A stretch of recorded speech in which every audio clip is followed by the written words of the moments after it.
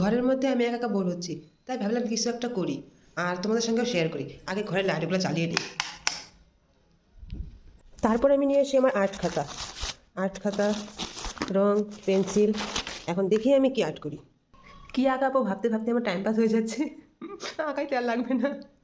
তারপর ভাবলাম একটা ফুল আঁকানি যাক, দেখি ট্রাই করে পারি কি না। তারপর আমি একটা ডিম্বাকৃতি গোল বানানোর চেষ্টা করি। অনেক কষ্টে গোলটা হয়, তার উপর দিয়ে আমি আরেকটা গোল বানাই।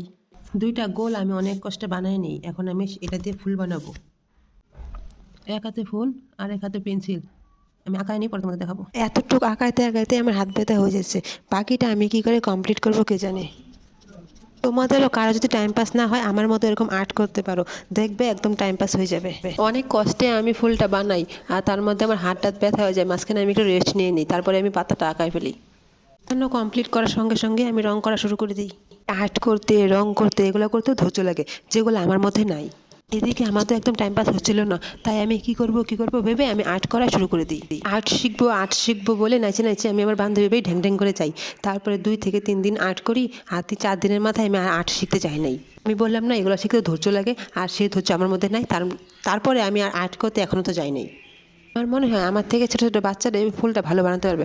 আচ্ছা, তোমরা কমেন্ট করে জানিও তো ফুলটা কেমন হয়েছে। আমি তোমাদের কমেন্টেই বুঝবো যে ফুলটা আমি ভালো বানিয়েছি নাকি খারাপ বানিয়েছি। তোমরাও কিন্তু আমার মতো এরকমভাবে টাইম পাস করতে পারো। এই একটা ফুল বানাতে আমার 25 মিনিট লাগলো।